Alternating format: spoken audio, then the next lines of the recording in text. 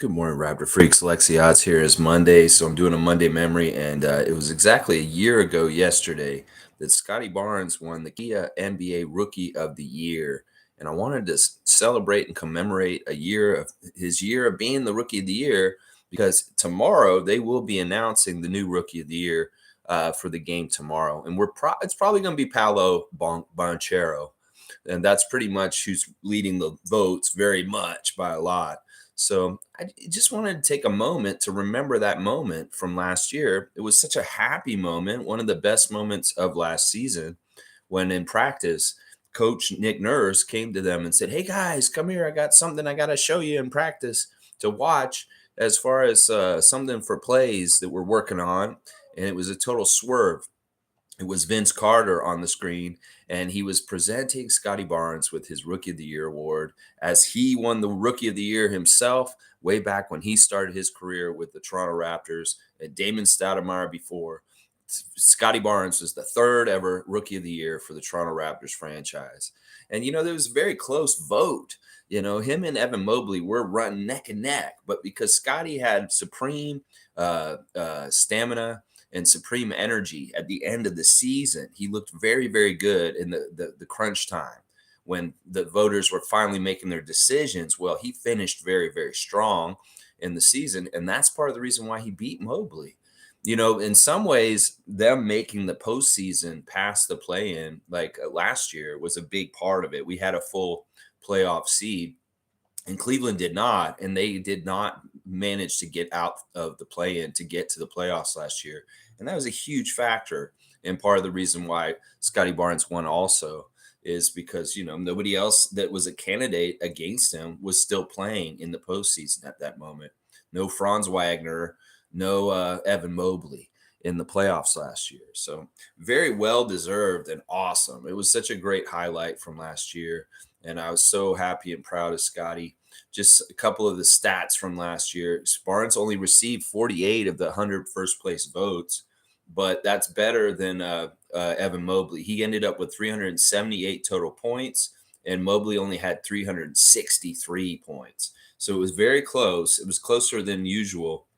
It was the smallest margin in balloting under the current format since it started in 2002, 2003. So, yeah, and Cade Cunningham finished third. Barnes was quoted as saying, "I was just super happy. I just couldn't wait to get the news, really. They take forever to announce the awards now, so I was just waiting for it to come back." Yeah, well, he wasn't even sure if he was going to win or not because it was that close, and there was a lot of chatter, all kinds of different ways. There was some really good politicking for him near the end by certain media personalities down in the United States, and that definitely helped sway some favor. There is a bit of politics to it where you really want to kind of campaign to get these guys awards. And it's important to do that, apparently, with your press and players and coaches and media types talking about the players and who they think should win these awards. Well, that kind of determines who wins them. So they start talking about it, and then a consensus is starting to build. And then, boom, all of a sudden, Scotty Barnes, Rookie of the Year. And that's what we were like. Barnes said about when they had presented him the award, "I was wondering what he was going to talk to us about, and he was just going on and on. Of course, it was a goal of mine all year to try to win it, but I didn't really try to overthink it or try to do too much. I just did my role and did what I had to do, and winning helps with it as well." That is exactly right, Scotty. And, listen, Scotty could do way more on the court if he wanted to push himself aggressively in a way that isn't very good for his game. This is the thing that a lot of Scotty fans just don't understand. He's only 21. He's only just finished his second year in the NBA, and he needs to grow and learn the NBA at his own pace and his own time. And that, you guys want to dump all this responsibility on him or give him the ball way more, but he may not be ready for it. And we want to do it in a way that is right for him because, you don't want to put too much on him too soon. You can hurt people's confidence if they fail at having too much put on them. So in a way, at the beginning of this past season we just finished, we kind of failed him because we put too much on him at the beginning of the season. But luckily, it didn't seem to hurt his confidence too much. that he was able to be a very solid player this whole entire year. Now, people were upset that his stats didn't take a jump in his sophomore year from his rookie year. But in some ways, listen, you can go look at guys like Kobe Bryant, Giannis Antetokounmpo, and look at their first couple years stats and realize that Scotty's ahead of those guys in some ways. Like his stats are way better than those guys had when they first came in. And in some ways, it shows that he's going to have a jump that's going to be maybe even like not better, but he'll have a good jump in like his third or fourth year. Watch. It could be as soon as this year coming up. We'll have to see how his off season goes with extra conditioning, being a gym rat, and working like crazy this summer. It could very well be a very different Scotty Barnes we see next season, if not the season after that. But patience is definitely a part of what we have to do with Scotty, is that he's so young and he's going to get better and better. And we should be like interested and excited for it, but let him do it on his own time. Pascal, OG, look at the way that those guys developed from when they were younger and when they blossomed. It was usually right around the fourth or fifth year where they're like, whoop. OG just recently in the last 2 years has really blossomed to be a complete two-way player with his offensive game finally being very consistent. So look at it that way. In around the fourth or fifth year, maybe even the third next year, Scotty will blossom and have an uptick in a way that everybody may have expected this year.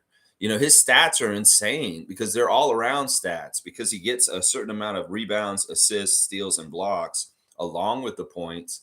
That's huge. Like not many rookies or players are all around players where they can stuff the stat sheet in all categories. And because of that, in 2 years, Scotty Barnes has accumulated numbers that are like on the level of like Jason Tatum, Luka Doncic, Giannis, people like that. And like his first 2 years, if you take them together combined and you really look at them averaging wise and what he did total wise and accumulating, he's really on track with some of the greats in this league. And it's just, if people look at the scoring, they say, oh, he only scored 15. He didn't get any better. That's such a stupid way to track it. You really got to look at all the stats all over, like I'm talking about, and compare them to where like his stats are after 2 years. You'd be insane if you really look at it. You can be like, holy crap, I didn't realize he had accumulated so much in just the last 2 years. In fact, he's on the boards in our franchise leaders categories already. Like Scotty is already peaking up in the top 20 of a lot of statistical categories in our whole franchise for our whole entire existence. So that's what I'm saying. This dude is going to rise up the ranks on Raptors accolades quickly, and be ready for it, Raptors fans. It's going to be awesome. All right, let me check in with you guys in the comments. Nako the Nacho is here first. Good to see you, Nako. Let's see what you're saying. Cavs have to be one of the most overrated teams. Well, Nako, this is something I said since the beginning of the year. I said this last summer when they got Donovan Mitchell. This is fool's gold. Okay, you go ahead and be happy that you got Donovan Cleveland and see how far you get with him. He'll show you some very fun stuff, like a 70-point game in the middle of the season. Ooh, he'll give you good feelings of hope that your team is going to do something. But no, the problem is your team realistically has no real playoff experience of winning. And in some ways, that's a hump they have to get over as a franchise, is winning in the playoffs, like just the beginning. It's very much like the Raptors in the early 2010s. They're back at that point with this team. And I love that the Knicks, with some blood, sweat, and tears, are taking them down. Fantastic job by the Knicks yesterday. Tom Thibodeau having the guts to bench Julius Randle late, and just really smart stuff. We saw Canadian RJ Barrett shining yesterday. Jalen Brunson is the man. And New Yorkers are in the streets yelling and screaming. Stephen A. Smith is dancing on TV. He's so giddy that the New York Knicks are relevant once again. This is fantastic. In some ways, I agree with Magic Johnson.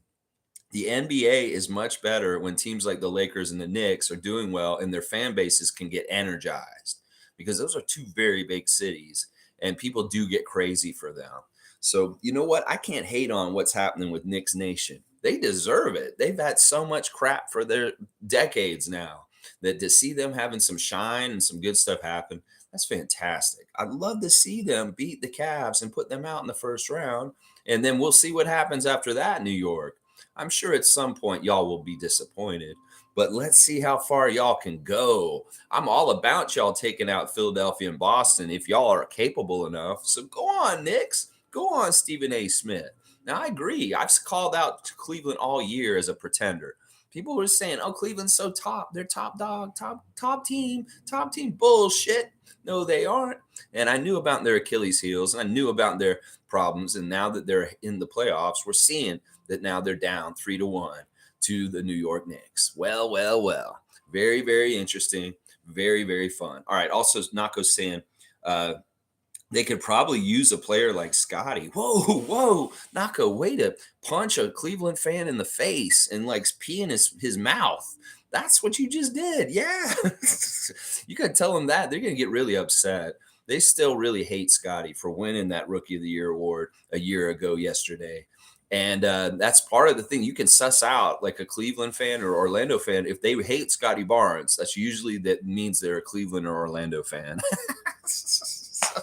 But yeah, tell them that, and they'll get real mad at you, Gerald. That's hilarious. He's also saying, I also don't think Boston is as clinched from making it out of the East. Would probably pick Philly as better.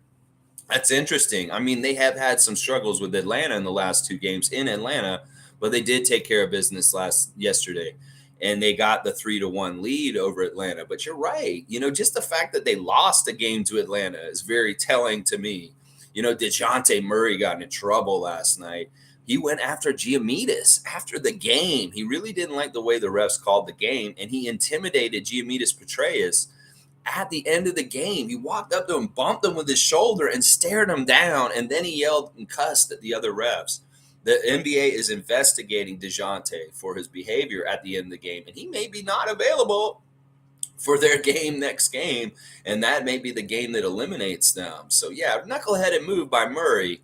I don't care if you're passionate and you're upset. You do not touch a ref at the end of the game. I hate the refs in a lot of kind of ways, but I know any kind of physicalness with the refs in any kind of way is a big no.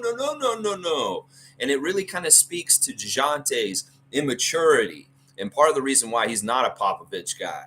Popovich taught him, but in some ways he's like, I don't want this guy around anymore. Send him gone. He can go.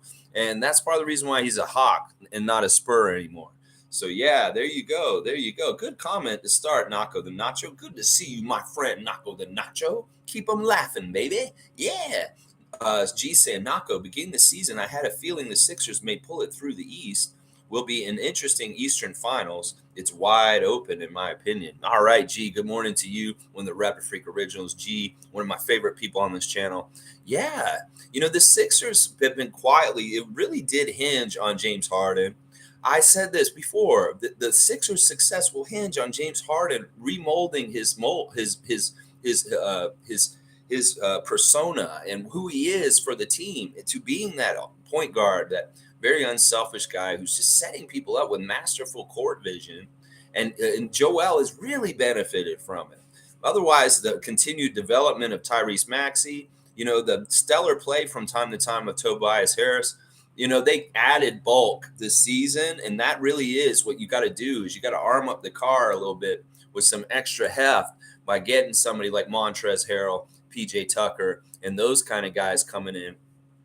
Dwayne Dedman, I believe, is with them now too or something. So it's like, listen, they did a good job of constructing this team and building off of their success in recent years. And they finally have a really good combination of guys. And, there's only a few things that could stop them, if you ask me. And it's Embiid. Embiid is one of the things that could stop them.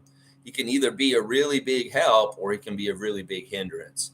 So we'll have to see. I think that you're right, Nako and G. I think that, the Sixers look like a favorite right now. With Giannis being hurt and the Bucks really stumbling, they're in trouble with Miami. In fact, let me do the ref report, because they're going to play tonight, Game 4 in Miami.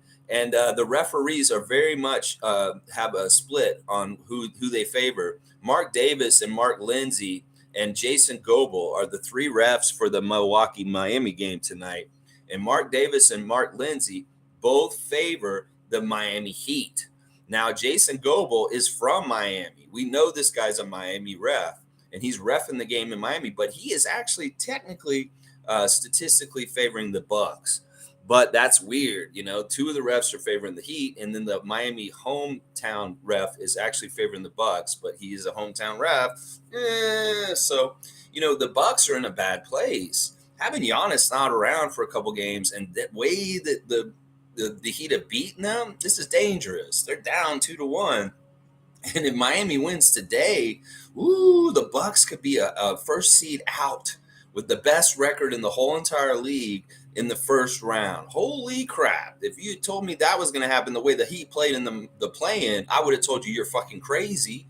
But apparently things are developing like that. And in some ways, I wonder about what the NBA wants. And maybe this is something they're steering towards. Get the Bucks out to help one of those Atlantic Division teams get to the finals instead. I could see that. I could very much see that. Guardian Transit's here. Good to see Guardian Transit. I am not an Embiid fan. I'm not either. Just when I want to like the guy and say, wow, this dude has had a great year. He's had really good statistical accomplishments. He's had this team playing at a high level with a great record. I remember who he is and his personality and what he does on the court and all these things. I saw some baloney-ass video put out on Twitter recently where this guy's trying to argue why Joel falls all over the place is to save his body from like injuries in the future. That Tom Brady used this method in his football career, that you fall a certain way that it saves you from breaking bones or something like that. I can get behind that in a way because of pro wrestling and there's a safe way to fall or flop, but he's really utilizing it to save himself, but to put other people at the detriment of hurting them. Well, he hurt himself anyway. Like he flops so much. That's why he's missing games right now. He flops, he hurts his knee, he hurts his back. Boom, he misses a game. But in some ways, they played really well without him. So it's a weird thing. It's kind of like they're saying that Draymond's suspension kind of helped the Golden State Warriors get back in their series. Well, in some ways, sometimes having the absence of Joel Embiid or Giannis Antetokounmpo can actually kickstart the other rest of the team to get moving and play at a higher level. So in some ways, Embiid's absence at times kind of helps Philly reset and kind of get Maxey and other people going in different ways. So I'm not a fan of him either. And honestly, I don't want, if anybody's going to win in the East, I want it to be the Knicks. I hate everybody else. I don't want to see them get success. I hate the Knicks too, but the less of anybody. Nako saying I'm not an Embiid fan either. I'd probably pick the Sixers to make it out, but if Giannis gets healthy, that changes things. Yeah, but it could be too little, too late. Miami has a good stranglehold on that series, and they may be in big trouble for finishing it. The other game tonight is the Lakers' fourth game against Memphis in L.A. John Goebel, the other Goebel brother, is the crew chief out there. Sean Wright and Mitchell Irvin are the other two refs. John Goebel and Sean Wright favor the Lakers tonight, and Mitchell Irvin favors the Grizzlies. So we got two refs for the Lakers and two refs for Miami, and then one ref for the other teams on the ref crews tonight. So there you go. Favored tonight by the refs, Miami and the Lakers. No surprise. All right, let's keep going. Race Mode's here. Good to see Race Mode Daily. We should be the Knicks right now. In some ways, you're right. Like, it's kind of like they took our spot and it got flipped somehow, some way with, I don't know, with NBA manipulation through referees or whatever. I don't know. But in some ways, I feel like what you're saying is exactly right. They are kind of in our spot. If they aren't, then Cleveland is. It's one of those two teams is kind of in our spot right now. I agree, Edmund. I think you're right. Normal year, we'd be in one of those spots. Shere Khan saying, here, good morning, Shere Khan. Good to see you. The real rookie of the year, please stand up. Mobley had limited impact on his team. Scotty can do anything asked to him. Point guard to center. He can do everything on offense and defense. Most complete player in Raptors history. Let's go, baby. Let's go, Scottie Barnes. Yeah. Yeah, I love it. You give him a good case as a lawyer in his defense for getting Rookie of the Year last year. Shere Khan, given the facts here. Mobley, in some ways, what he contributes to the Cavs is clouded by Jared Allen's presence. That he really is kind of there in helping him at the same position, and they're kind of a dual attack. And that's part of the reason why he has an easier time in some ways. I would like to see Evan Mobley be the only big man on a team and just see how well he does by himself with nobody there with his back. Yeah, how about that? Guardian Transit saying, I think Boston comes out of the East. OG needs offense. that moves the ball more to enhance his 3-and-D play.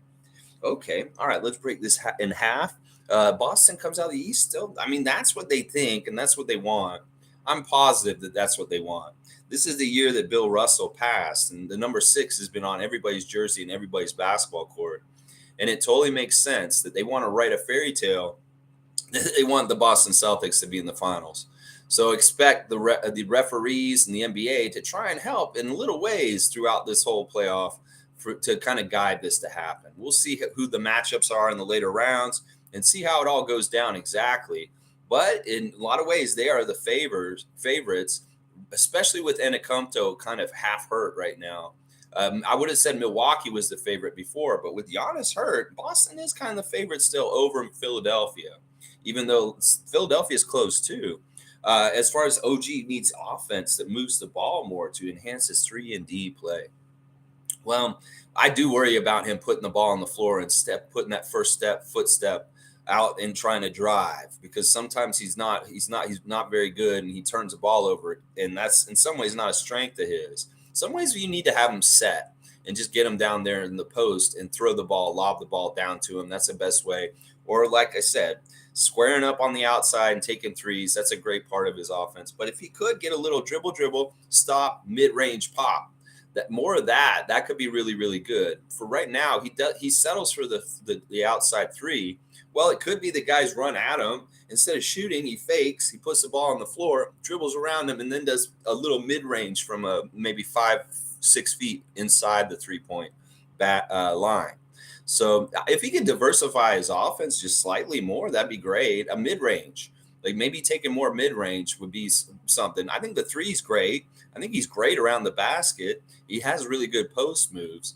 But if he could have maybe take more mid-range shots, that might be really helpful for his game and fleshing it out. Sometimes it's all or nothing with him. It's all either all the way out at three or all the way close to the basket.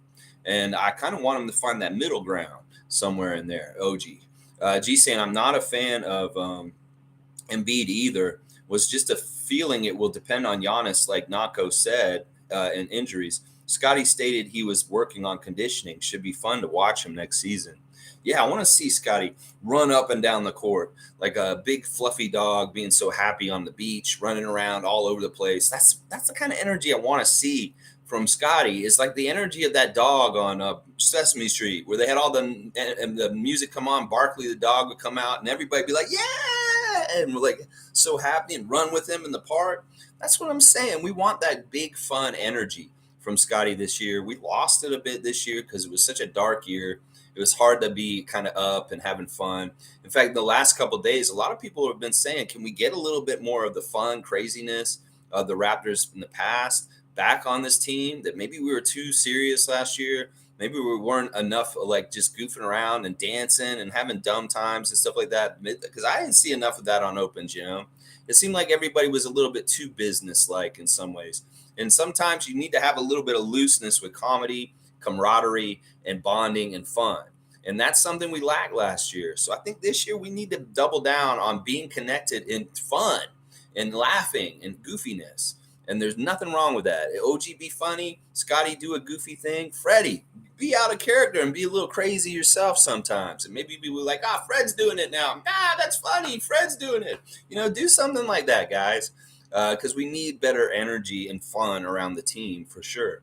So let's see. Nako is saying Tatum also shoved the ref. Did he do it recently? I haven't seen this. They're not talking about it. They won't put it on blast. But yeah, because they probably cover it up. That's probably what they'll do, I'll bet.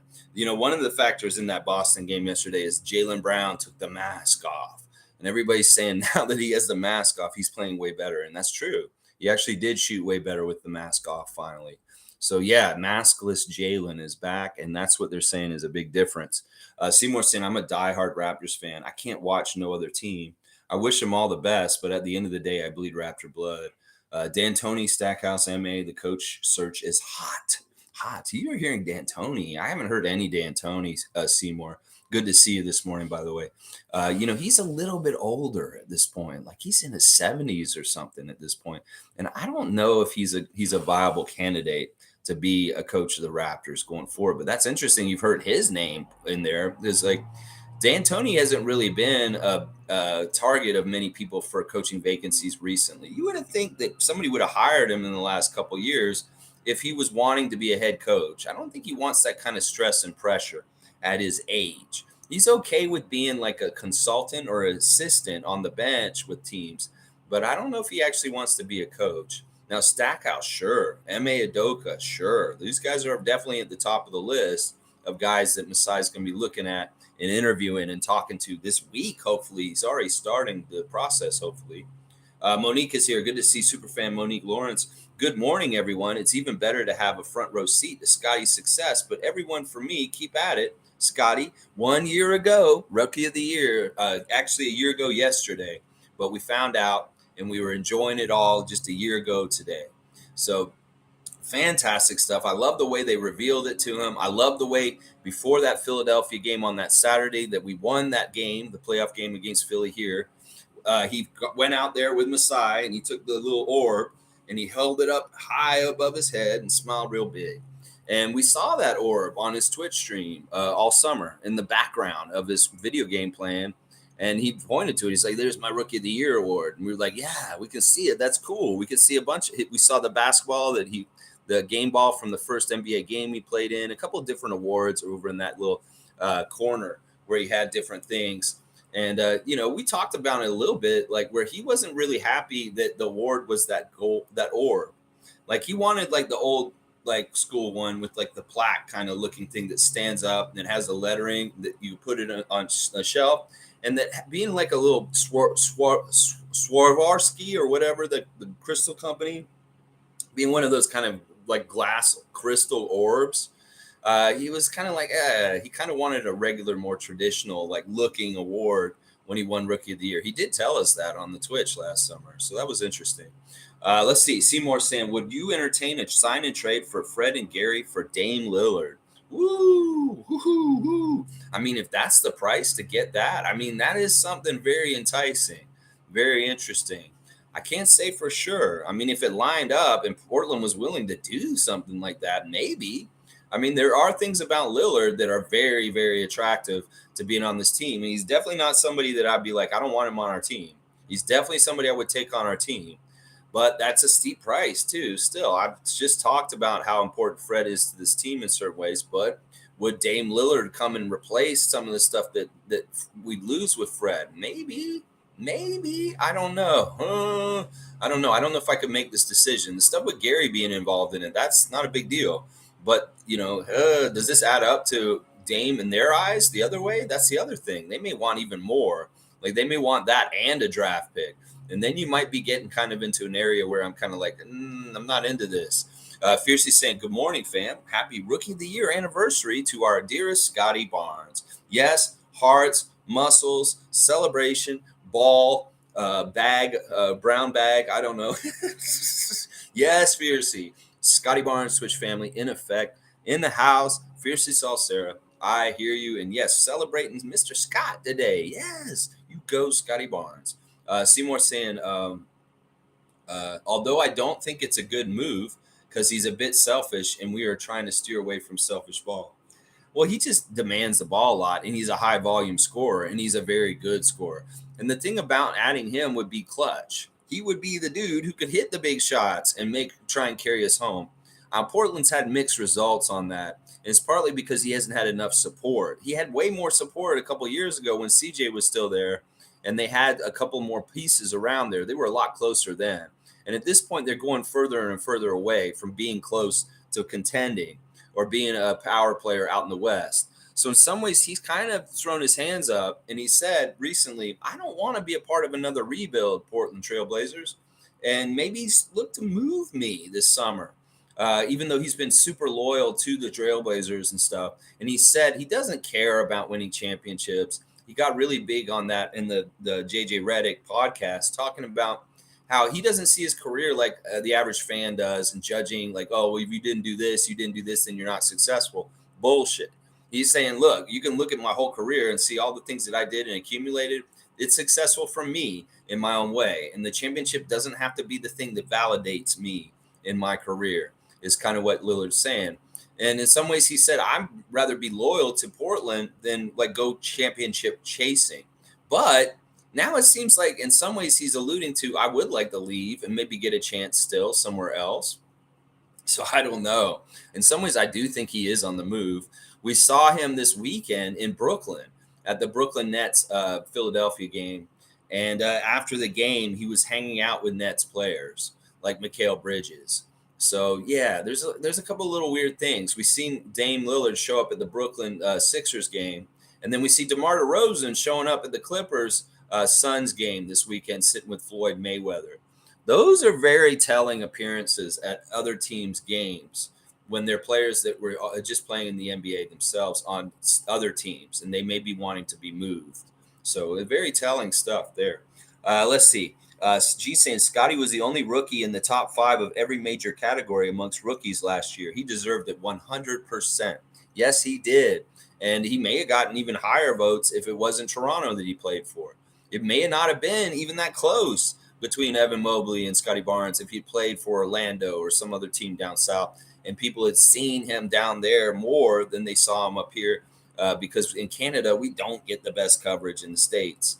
And that was part of the reason why people weren't familiar with his game. And it could very well be that that was a factor in why it was close between him and Mobley. If they had seen him like they'd seen Mobley, they would have been like, okay, it's just Scotty. I really do believe that. Leslie's here. Good to see Leslie Hart. Good morning, Raptor Freak. Scotty won Rookie of the Year at 20 years old. That is really amazing. Let's try to remember our 21-year-old self. He needs space to grow. It's also fun to watch a kid grow up. Yes, yes, and yes. Great reminder. You know, only a hundred or so people have ever won that award, as Nick Nurse pointed out when he won it last year. So that's pretty damn special and a pretty big deal that, you know, there's only like 100 or so people that have ever won the award ever. So he's on a very short list of people with that. And yes, we got to remember his age. You know, I really love that he was with Larry at the Maple Leafs game. If they're playing again in Tampa Bay very soon or where they're playing, Scotty, please go to the game. Please go to the Leafs game again. Please go to that game. Sheer Khan saying, got a new nickname for Embiid, Floppy Joe.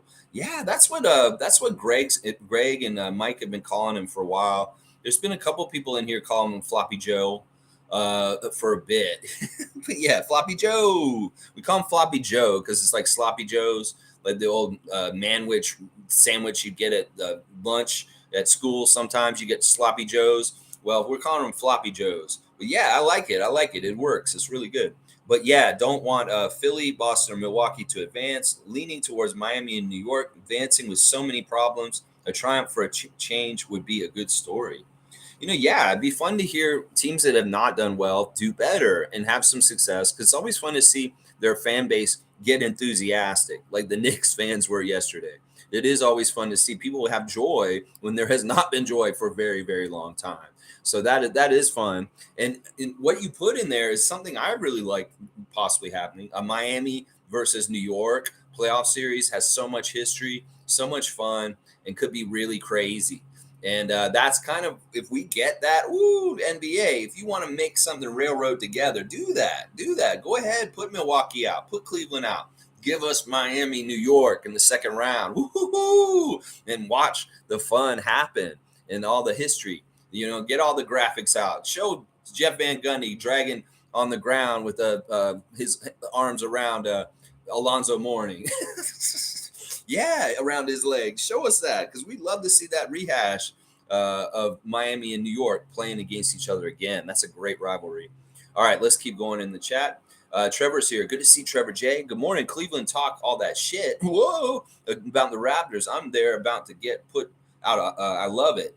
So Cleveland fans, let's hear what you're gonna say. Yeah, they did talk a lot of trash this year. Said they're this, said they're that. I said they were mid, and they weren't all that. And now they're looking like they're not all that. You know, in fact, look, what did Donovan do yesterday? He got like 12 points. This is what I'm saying. This dude is hot and cold. He can be super crazy good and get you like 60 points on one night, and then he'll show up and he'll shoot 4 for 25 and get you 12 points in a game that's so important like yesterday. Yeah, Donovan Mitchell is not consistent. So, you know, it is what it is. And now they stand down in that series with the New York Knicks. And man, so it's going to be fun. It's been really good stuff. Yesterday, the Warriors beating the Kings by 1 point. A very, very close game. Steph Curry made a really big mistake. He did a Chris Webber. He called a timeout at the end of the game when the Warriors didn't have one, and they were penalized, and a free throw was given to the Sacramento Kings. But it didn't matter. They still ended up pulling off the win by one. Harrison Barnes trying to loft up a three-pointer to win the game at the end of the game. That's not exactly who I would have had taking the shot at the end of the game, but Mike Brown, you do it how you do it. I would have maybe given it to Herder or Fox. Holy crap. Why wouldn't you give it to Fox? Fox is hitting all these shots. He had hit the last three-pointer, and maybe that's why. But yeah, very contentious series, tied up now with Golden State and Sacramento both 2-2. The fifth game is really important in Sacramento. The next game, a very crucial game in that series. I want to see the Kings beat the Warriors. Like I said, I don't like seeing these guys, these old heads. I want new guys coming up and getting success. So, all right, let's keep going. Cool Cat's here. Good morning, Raptor Free crew. Tuned in a bit late. Excited to celebrate Scotty's accomplishment. He's now our lucky good luck charm for the Leafs.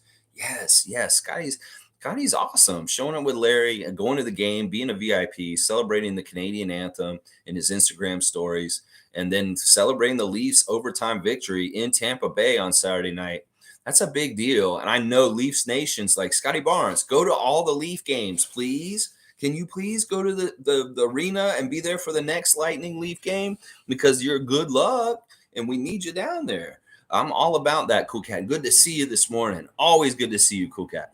Monique is saying Steven Jackson's comments to Pascal, shaking my head. Pascal, he's way better than Steven. All right, let's talk about Steven Jackson. I was going to talk about Knucklehead, but we'll talk about Knucklehead. Now, I normally really like Steven Jackson. I think that Steven Jackson's outspoken, and he's pretty on point most of the time. But he made an asinine comment about Pascal Siakam and playing him in a pickup game in like 2016 where he kept taking charges from him. First of all, as many people have pointed out, why the fuck are you taking so many charges in a pickup game, Steven Jackson? And second of all, when you played him, you're saying, oh, he wasn't that good. You were playing him after you'd only been playing the game for like 3 years or something like that. And he had not even blossomed or developed. You were playing baby Siakam in his very early years here with the Raptors. So it's such an asinine, stupid comment. And listen, this is the crazy thing. Everybody's dumping on him for being so stupid with what he said, and they're standing up for Siakam. Yes, media. I love it. Like last year when Chris Bouchard said something stupid about Toronto, everybody came out and defended us then. Well, Siakam's getting some people coming to his defense in his honor because of Steven Jackson's stupid comments. One person in particular, which is really weird, is Paul Pierce, who's actually come out and defended the Raptors this weekend, saying good things about Siakam, and also saying that we're one player away from being a championship kind of team, and he can see it himself. I've never heard Paul Pierce, a Boston Celtics legend, speak nicely about the Toronto Raptors ever. He was on those Nets teams. He was on Washington Wizards teams that fucked us up in the playoffs. He's always hated us. He's always broadcast in a way that's put us down. So hearing him say out loud that the Raptors are one piece away from being a championship team, I believe him, and I'm all about it. Thank you, Paul Pierce, for saying something nice about our team for once and coming to the defense of Pascal Siakam. And just good stuff. Monique, thank you for bringing up Steven Jackson this morning. Fiercely Salsera is saying, I don't like talking about other teams and praising them, but I must admit, benching Randall was necessary yet magical. That's funny. In some ways, it really was. It's the type of accountability that Hang on, it jumped.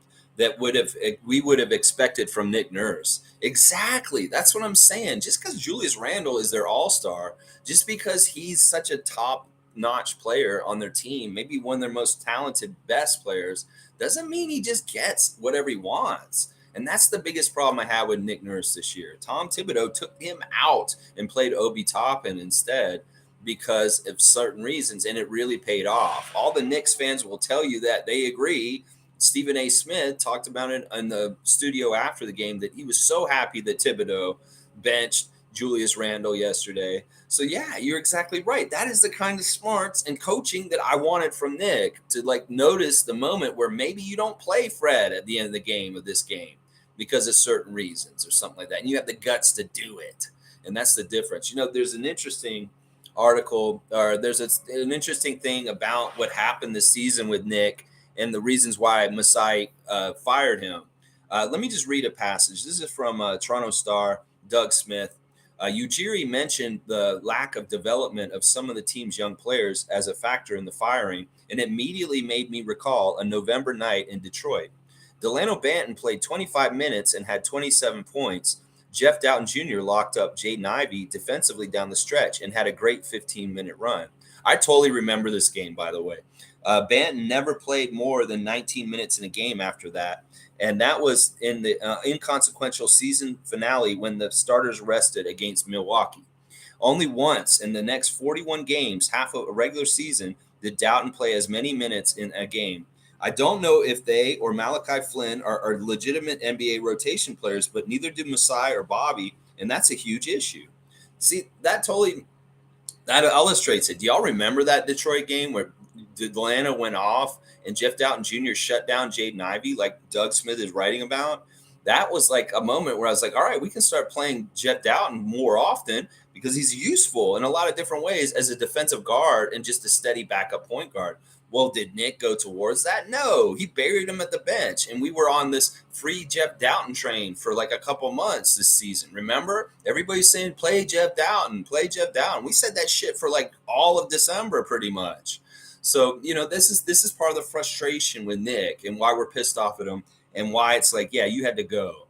Is because those are two really good examples. Delano blossomed in that Detroit game, showed an offensive explosion, and then he was put on the shelf collecting dust the whole rest of the season. So yeah, you wonder why he got fired. There you go. That's a good part right there. It shows you. Let's see. Seymour's saying facts, Fiercey. So true.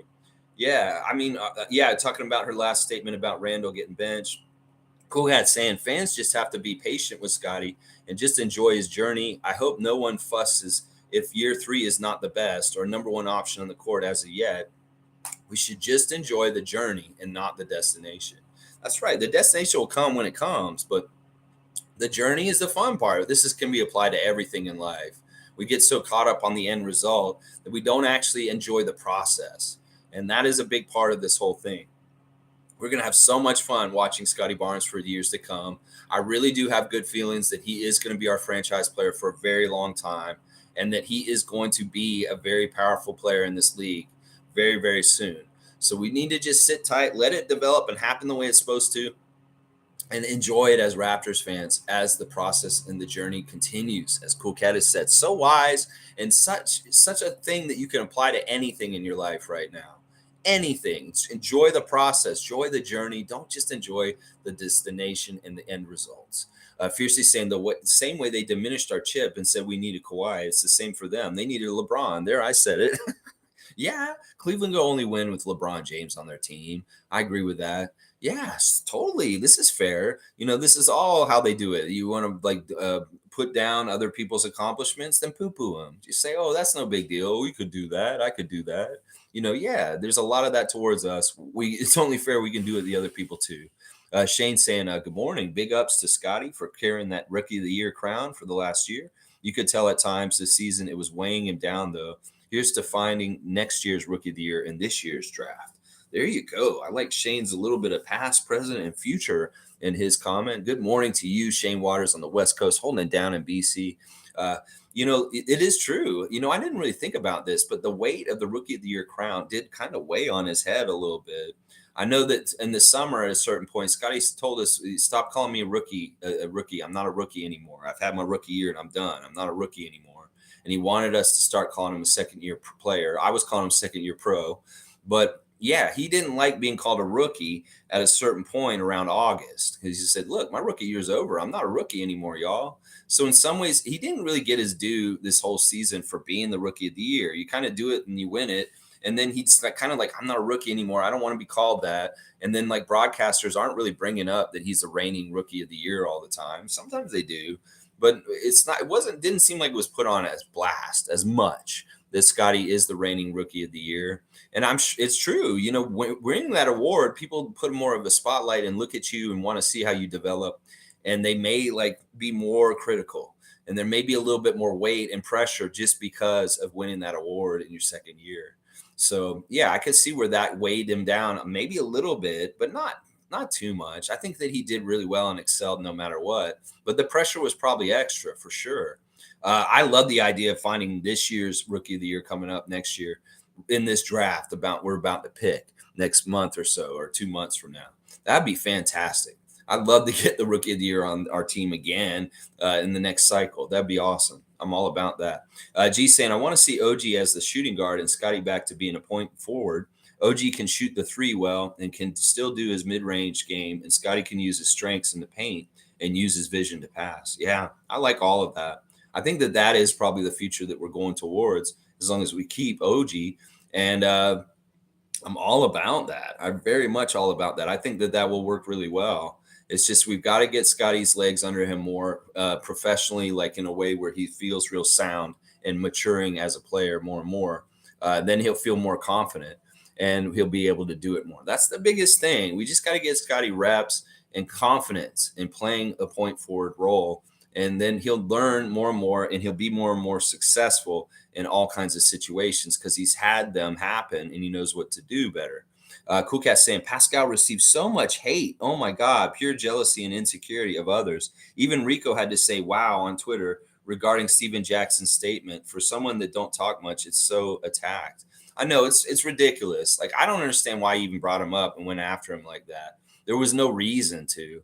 And honestly, it's such a dumb like story. In fact, it's like kind of like in some ways it actually benefits Siakam that Steven Jackson did this. If you think about it, Cool Cat, because in some ways he's getting talked about more, and people are actually really complimenting him in argument against Steven Jackson. So in some ways, this is actually a really good thing for him. It's really weird because he's getting publicity and people are talking about him, but they're saying good things about him, and they're telling Steven Jackson you're an idiot and stuff like that. So in some ways, this is a weird, like roundabout way of actually getting good spotlight on Siakam and good things said about him. So I'm all about it in a way, even if it's like the first statement's asinine and stupid. I mean, it really is dumb. Like he's talking about Siakam when he's like in G League. He's talking about G League level with Siakam. He's not talking about Siakam today, all NBA, all star. And in some ways, that Siakam that's in G League is not relevant to any arguments about who Siakam is at this point. And that, Steven Jackson sounds so stupid to say these things about him. Once again, a lot of people are wondering, why the fuck are you taking so many charges in the pickup game? That was like another thing people kept saying. It's like, wait, why are you taking so many charges? You said you take like 7 or 8 charges from him in a pickup game. Why are you taking charges?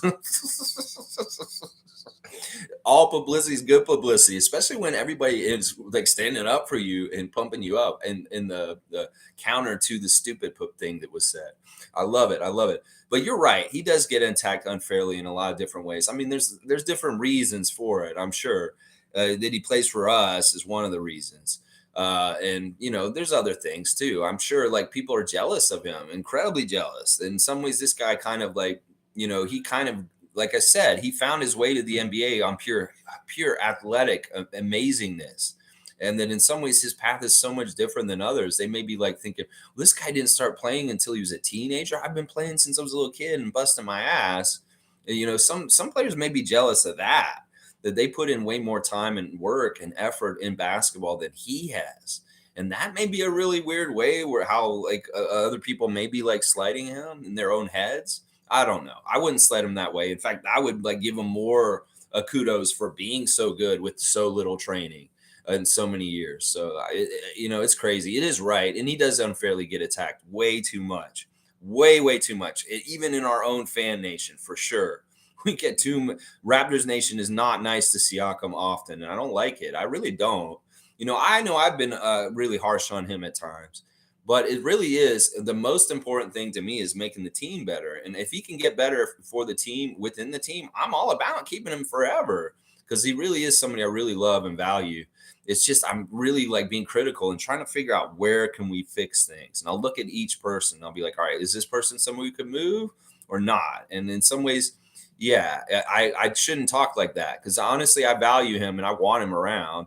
And if Masai doesn't do a big move this summer, I'll be okay with that because I really do believe even just changing the coach and keeping all the players the same, we can be very much better next year. It's got to be the right coach, though. It can't be like we said yesterday.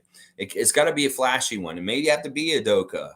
May have to be somebody very high level as far as like what they can do with our team and really try new stuff. Seymour saying it's amazing Fox gets a shot after Rico leaves. No knock on Rico, but it's weird to me. Where did our shot go? Rico Hines took the shot.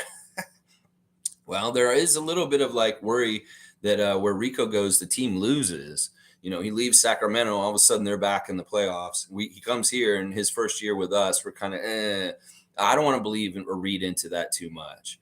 I want to believe that like this dude can be that drill sergeant and come in and get the best out of our guys by like really motivating them and yelling at them and telling them what to do and telling them how to be the right way to be a pro, just like he does at Rico Hines runs.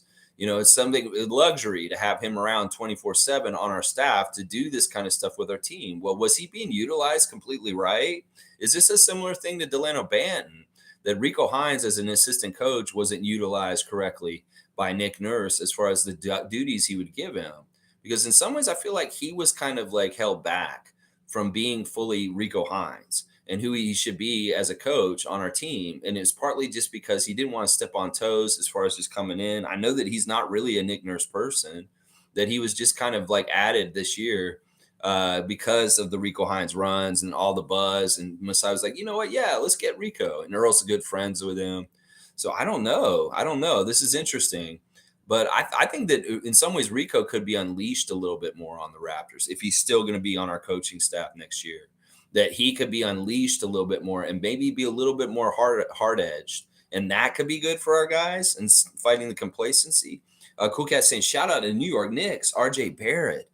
Cavs are folding. Laugh out loud. Yeah, Canadian RJ Barrett on and off with different games. Some games not so great, but some games big time. Like yesterday, showing up. New York loves him again. Some days the New York is not too thrilled with RJ, and some days they're very thrilled with him. They very much are right now. MSJ saying, glad we didn't sign Spida. Yeah, just not able to pull the rabbit out of the hat in games that matter. In my eyes, Raps and Cavs were equals to start the year. The Kings, I think they have a shot at game 5. They better win game 5. They better light that beam and take that pivotal, very important game 5 in that series against Golden State. The team that wins that game is going to win that series. I'm going to tell you that right now. So Kings, you need to win game 5 in your own building with your great crowd against those old ass Warriors. Seriously, win and put them out in the first round. Please just put them out. I'm so glad we didn't sign Donovan Mitchell either. We did a Thursday think tank on whether the Raptors should get Donovan Mitchell last year. And we decided the price was too high and that he didn't really fit. And he's the kind of player that we don't really want. And a lot of people were like laughing at us. You wouldn't take Donovan Mitchell. He's such a good scorer. He's so good. Why wouldn't you take him? You're crazy, Raptors fans. Well, we kind of understand a little bit more. It's not just about scoring. It's not just about that. It can be about the other end of the floor with defense. It can be about other things too. And the New York Knicks, showing a very solid defense, shut him down. And that's really what people are lauding about the Knicks yesterday, is their gritty, tough defensive stuff that they did to the Cavs to limit them. And that's the playoffs, baby. It's about defense. And if you got that defense going, woo, look out. Yeah, I'm so glad we didn't get him either. Leslie's saying Dylan Brooks lit the fire under the Lakers fans. Bad move, especially when you're still playing in L.A. In some ways, I get what everybody's saying. They're talking about he poured honey all over himself, and LeBron James is the bear, and he poked the bear. I saw that exchange between LeBron and Dylan, and it's hilarious. It's kind of like LeBron saying all this stuff. Just quit this goofy shit. Stop being like this. You can't even shoot. Saying all this stuff to him, and Dylan's just like, yeah. In some ways, I think that Dylan, he needs to continue to double down and just continue to do what he's doing. Because listen, this series ain't over. The Lakers are the kind of team that will fuck things up, even if they got things going good. And I'd like to see the Grizzlies come back and win this series still. That chance is still there. I mean, they're only up 2-1. It's not like they have a huge lead. So this is the thing. If if they are able to come back, like if the Grizzlies win tonight in LA and they even the series 2-2, and Dylan Brooks continues to talk trash and the Grizzlies beat LeBron, this is huge. That's the thing that people aren't talking about. Yeah, sure, he's not going to do anything individually, but if the Grizzlies are better than the Lakers overall and they put them out in the first round, Dylan Brooks wins. And that's why I'm with him. I'm riding with him still. He can look crazy. He can look like the villain. He can look like the bad guy. I love him more than ever right now. Seriously. A lot of people are turning their backs on him, even up here in Canada. They're saying he's not acting very Canadian. No, he's not, honey. We should stop cheering for Dylan. I don't know what happened to him. He was so nice when he was in Mississauga. It's like I can't get like that. I'm sorry. I love the edge. I love that he's calling out the greatest player of our current era. And then he's like coming right at him like a maniac. And in some ways, out of all the people in the history of it butted heads with LeBron in the playoffs, whether it's DeMar and Kyle and our team from back in the day, whatever place, I am so glad Dylan is doing this.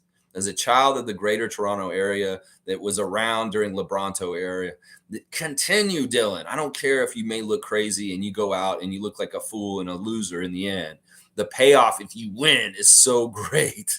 Trust me. If you get to say that your team and your smack talk and you poke the bear and you let the bear eat you with honey all over your body and you still beat the bear, woo-hoo-hoo, let me tell you what, this summer could be so fun with the Dylan Brooks memes and just a legend you could build. Even if you're not the dude who does it with the scoring, you were definitely a part of it in the distraction and the craziness. So I'm still on his team. I know a lot of people are jumping off the Dylan Brooks bandwagon with him. I've gotten even more on it the more he goes after LeBron like this. People may say he looks like a fool.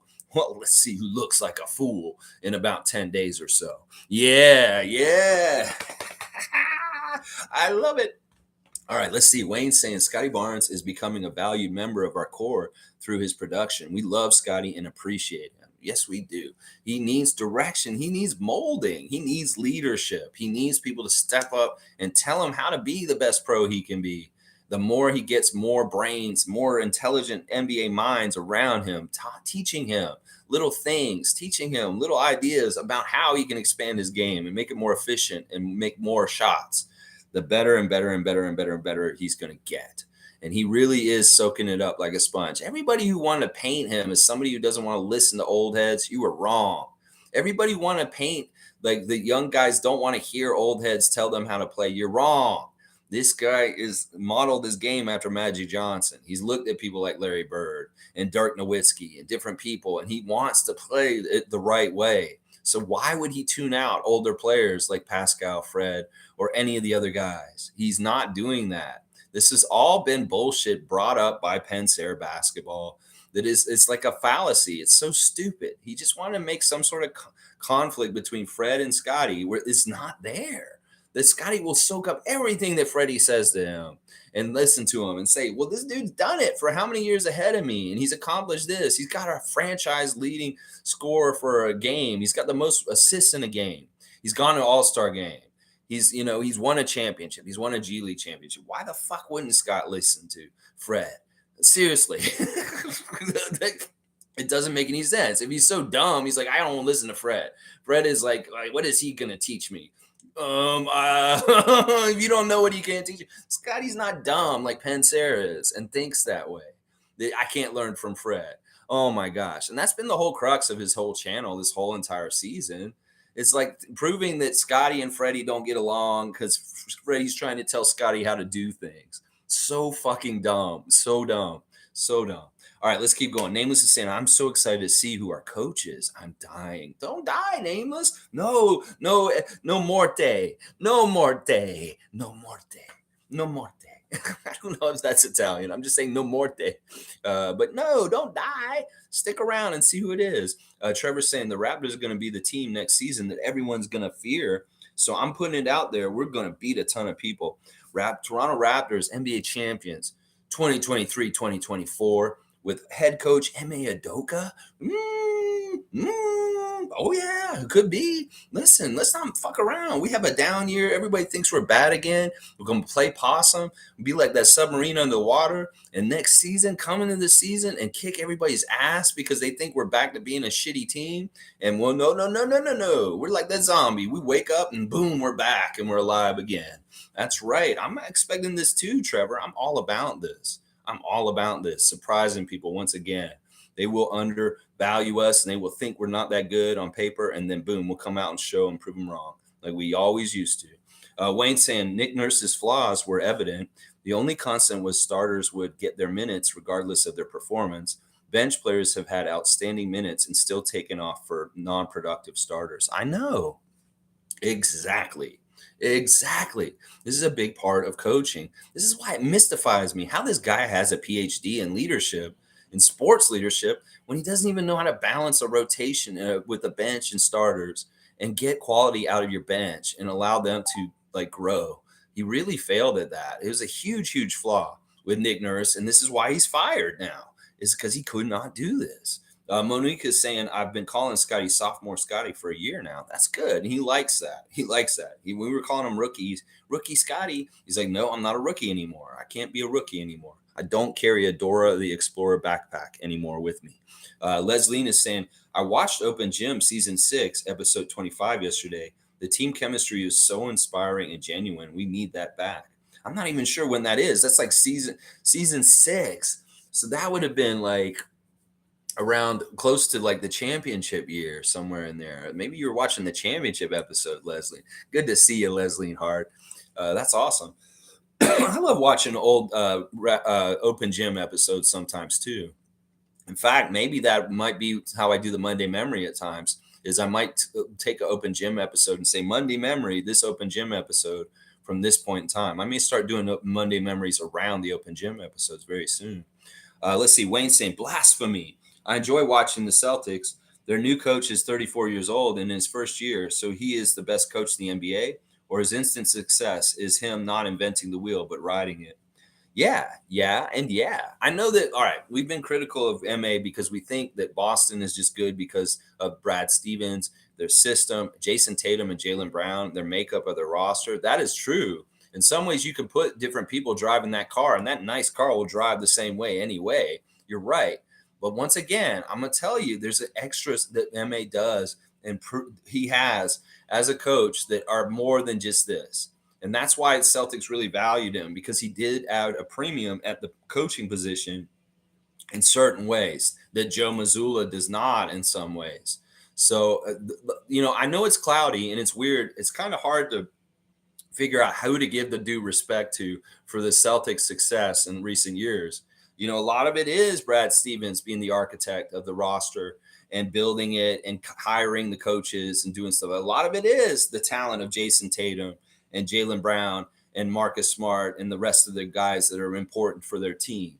But, that year there was seriously, there's an edge and there's something to MA, and it's not just his Celtics time I'm really looking at the San Antonio time with Popovich. I'm looking at his experience with Philadelphia also, and a little bit at the Brooklyn stuff. There's a lot about it. And this is the thing. It's in this NBA circles that people talk about great basketball minds that are up and coming that look like good head coaches like Charles Lee and Chris Quinn. And the thing is, it's a buzz. There's a little bit of a buzz about certain names that kind of picks up around the league. And it's really because people look at them as innovators, as very intelligent coaches that are on the cutting edge of the league, and the ones that are kind of doing the new stuff like Nick Nurse does. And that's why you kind of want to listen to those buzz names, because they kind of are the guys that are up and coming, that have the fresh ideas and the new kind of stuff to implement on teams with offensive schemes and defense and stuff like that. And that's why I like the idea of maybe Charles Lee being the next head coach of the Raptors, or Ime Udoka. I'm not as big on the Spoelstra-ite, Chris Quinn. But these guys are fresh, hot, buzzword kind of coaches that are very much cutting edge. And they would be that kind of thing where it's like you bring them in, and the way they use Scotty would be very interesting. The way they decide to use Pascal or OG could be very, very interesting. And that's why I'm kind of very intrigued about getting one of the two outside candidates other than Earl Watson or Adrian Griffin or Jerry Stackhouse, getting either MA or Charles Lee. Because those two guys are cutting edge and they're fresh faces, and they have a lot of new innovative ideas that need to be tried out on the court. And that's kind of why I like it. David's saying, good to see David Saborin. I couldn't be happier to have Scottie Barnes. He is such a nice person and a good basketball player. a great face of the franchise. I hope he's happy in Toronto. I think he is. I know that it's been up and down. I haven't been able to track whether he's happy or not this season as much because he's not on Twitch, but all signs point to it. I mean, even with the difficult year and the confusion of everything, I think that we made it through the season okay. That, he's disappointed because we didn't get in the playoffs, obviously, just like the rest of them. But I think that the fact that he's at the Leafs game this past weekend with Larry is a big, big indicator of how much he loves Toronto and being with our team and being around our franchise in the MLSE. Larry very much being with him is calculated, obviously, because of the uncertainty with us firing our coach this weekend. But it's good to show that the Raptors also have a very strong commitment to Scotty and being there around him and not letting him be confused about what's happening with things too. So there's a couple of things about that that's really, really good. And I think he is. I think he's very happy in Toronto. I mean, why would he post the Canadian Maple Leaf flag in his Instagram stories this weekend in a Tampa Bay game in Tampa against the Leafs? He could have easily posted the Lightning stuff or anything like that. He's celebrating Canada. And he doesn't have to. He really honestly doesn't. And I think he does really consider himself like an honorary Canadian because he is. He lives here. His dog, he's visiting his family back home in Florida, but he lives in Toronto. Let's see. MSJ saying, why the Pascal hate? 25, 6, and 8 is a Hall of Fame range. Sure, he isn't the dagger throwing closer we might all want, but not many, if any, power forwards are. Just not how the game works by position. Yeah, I can get by all that. In some ways, I love Siakam, and I think he's a very valuable player. He's a really good defender. We don't talk enough about how good he is on defense. He's an excellent rebounder. He rebounds like crazy. He is a very unstoppable scorer that could be utilized in certain ways throughout the whole entire game to score a lot of points and carry water for you all through the game. Now, the clutch factor, that's something, but in some ways, I'd be very curious to see if we get a new coach this year, then they have packages or plays that they set up Siakam so that he is successful in the crunch time and makes the big shot that make the game win for us. So that's what I'm wondering. It's like this could easily happen where we get a new coach and all of a sudden Siakam is clutch at the end of games because this new coach is better at setting him up to be successful in those late game situations. That I'm all about Siakam developing clutch and doing that. I've been waiting for it. I want it so bad. And I want him to be successful and get it. Trust me. And it really could happen really quick with a different coach. They made it may be as simple as like, all right, he made a screenplay with Jakob and it completely frees up Siakam. And then like, why the fuck didn't Nick do this before? Oh, he's being lazy. He's just telling him to go out there and isolate. See, that's what I'm saying. We get organized. We have details. We actually know what we're fucking doing at the end of games. We'll win those games. Monique saying, I see Scotty going back to Pro-Am if there are a few ones this summer. Let's go. Yeah, well, he'll probably do little Pro-Am games with his friends again, like Jalen Green. He did the one in Utah. He did the one in Fresno. He did one in LA. So he was hitting all of them. He went to Drew League for a little bit. Didn't he go to Drew League? He was at the Pro-Am here in Toronto with Malachi at Maple Leaf Gardens. So yeah, Scotty, the more time we see him on the court in different places, whether it's at Rico Hines Pro-Am, I don't think he'll play in Summer League, but he'll definitely be playing in, like, he didn't play last year, so why would he play this year? But yeah, he'll be playing in all kinds of different basketball settings all summer. That'll be really, really good. I'm all about that for sure. All right, let's keep going. Shirkan saying nothing wrong with Siakam's game. He's given us the same as Bosch gave us, a solid number 2 player. We have to partner him with a clutch player for the 4th. Scotty has that potential, but not there yet. Yeah, I think that's true. But like I said, who knows? A new coach could get the clutch out of Siakam finally. That Nick just wasn't doing it right with him. I could see this. Seriously, Siakam can make the shots. It's just he's got to be put in a better situation where he's not getting doubled or triple teamed to try and beat it. Wayne saying, am I missing something? What does Rico have to do with our incompetence? Fox has new teammates around him and a new coach. Please don't malign our people without proper introspection. Well, it's not even me. It's just that this has been a comment that people have made in Raptors Nation that they feel like Rico Hines, it's like really wherever he goes kind of thing. It's like, all right, when he's on that team, that they haven't been a winning team. It's kind of like his record when he's around the team. And I don't know if it's something to do with him in the NBA, if he's a better development coach, and that's part of the reason why it would be better for him, or what. It's a weird situation. I don't know anything about this. I'm just speculating. And part of it is I'm wondering if Nick Nurse didn't allow him to be fully who he is, because I feel like we could have been motivated better this season. And Rico's the ultimate motivator. So something doesn't feel right there. Like, once again, I feel like Nick Nurse was kind of in the middle of everything as the head coach, because he's the leader in charge, and he wasn't allowing everybody to be fully who they are and they're supposed to be on the team, whether it's Thad, whether it's Fred, whether it's bench guys, whether it's Rico. And I'm not blaming Rico for this, but some people are like making the connections like, all right, whatever team he's on, they don't win. So they're wondering if Rico Hines is some sort of X factor for a reason why teams don't win or something like that. It's not fair. You're right, but it's speculation. We can say, oh, well, this ingredient's common here and here, but you're right. They got a new team, but they had the team a little bit last year. They made the trade with Halliburton last year. So they had time with Sabonis and all those guys together last year when Rico was still there. So I don't know. You're right in some ways, Wayne. I shouldn't be sullying Rico's name in this kind of way, but I have questions and I'm just wondering. In fact, I'm more likely to think that Nick Nurse was holding him back, and that's more likely than him being a problem for our team. So Fiercely saying, I think Scotty's social media presence should cut down, may be better for him. Possibilities to scrutinize him, and he can focus on working on his craft. I saw evil comments on his IG. I was shocked. Well, he has haters. And this is the thing. Raptors Nation is under siege constantly by other fan nations coming in and just adding bullshit noise. This is just the common thing for social media and toxicness in sports at this point, that you can't be on social media and places and comments and really think that these are actually our fans. There's a lot of just bullshit people coming in and adding to the noise and causing more confusion. It's a lot of the people are saying now fire Masai.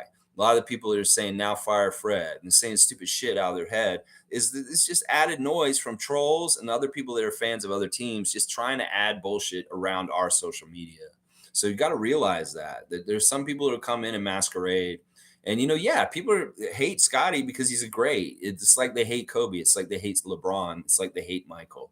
It's the same kind of shit. People are going to hate Scotty to a degree just because he's great. And that's going to be part of it. People hate Pascal. People hate Fred. There's a lot of hate and bullshit around Raptors Nation. And it's not fans. It's trolls. It's ugly, unhappy little shits in their own lives. And this is the only way they get any feelings of good. That's so pathetic. If you're a professional troll, or you're somebody who just really enjoys being online, being trollish and stupid and shit, get a life. Find some other happiness. You could use your time a lot better. How about that? Yeah, trolls out there. Whoever's going up and down with my like factor, you're a troll. You're like that too. All right, let me keep going. All right, let's see. I think that Scotty, if he cuts down his social media almost to nothing, I'm all about that. I mean, he can show the stuff he wants to promote. If he's got to do stuff with Subway, his trade school, if he wants to show us a picture of Cardi from time to time, it'd be great if he showed back up on Twitch, but it's not probably going to happen. But yeah, the less, in some ways, these guys really be guarded with what they're doing. And also they got to cut off who can comment on their stuff. They can't just have the same people commenting all the time. Or they can't have people just commenting on there, because they let public comments. That's when a lot of stupid shit comes on there. And Fred's really good. He has it limited to a small circle of people that can actually comment on his content. So in some ways, that's what he needs to do. Leslie's saying, Lex, I love the passion of Dylan. Just wanted him to talk that shit in Memphis. I mean, I love it. I love it too, Leslie. Honestly, I can't get mad at him. He's Canadian. I'm going to take ownership with him. I don't care. If we look bad, that's fine. I just want to see if Memphis can be successful and beat the Lakers and put them out in the first round. Dylan Brooks is going to look real good. Trust me. He's going to look real good if they do that. David's saying the numbers on paper for Siakam are good, but what happens when we consider efficiency and usage? Yeah. And that's an area where the coaches of the Raptors in the last couple of years should have been looking at this and trying to set him up to fix those numbers better. Failure of the coach, once again. Nameless is saying, laugh out loud. Haha, bro, that was sick. Non morte. So I did do good Italian. You have taught me well, my teacher. Nameless, my Italian instructor. I have learned some, yes. All right, MSJ saying it fiercely. The chip, the more I think on how the NBA works with refs and silver, etc., it's a miracle to always be treasured. They hate it because it was stole one from the association, suckers. Yeah, the Jays won 2 World Series in a row, and in some ways they gamed the system, so it's really hard for them to ever get back. The geography of where Toronto is just on North America is part of the problem. We are very much easy to group into divisions with New York and Boston and Philadelphia, and that's what happens in sports with the NHL, the NBA, the MLB. And because of that, we have really tough teams, big market teams, big money teams in our divisions, like the Yankees, like the Bruins, like the Celtics and the Knicks and the Sixers. And that is really part of the problem for Toronto sports is that we're in direct competition with the US's biggest market, New York. And that there's a lot of like inertia and powers that be that want those teams to be successful. They're very happy the Knicks are doing well right now. Trust me, in the NBA, they are very, very happy about yesterday. But yeah, this is something that we have to overcome, but we can. Masai believes it. I believe it. And I know he knows the way, and we will do it again. Monique saying that picture with Scotty and Iverson on Instagram, as I said earlier this season, can you imagine what was said?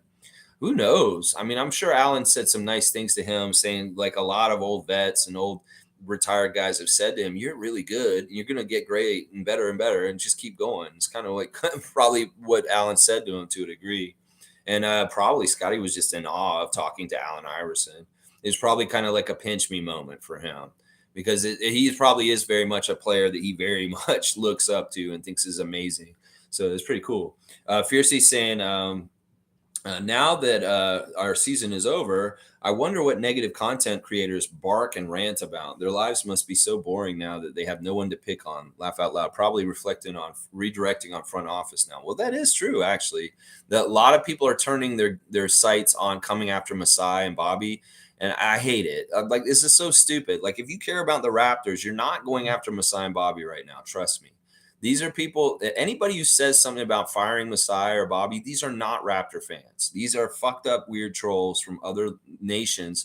They're trying to come in and make us tear down more of our house because they want Raptor fans to, real ones, to believe what they're saying is true. And then they want them to gain inertia and come after Masai. Well, thank God that does not have any danger of coming after Masai. They can be all about calling for Masai's head. There's no reality to that happening, and it's not probably going to happen.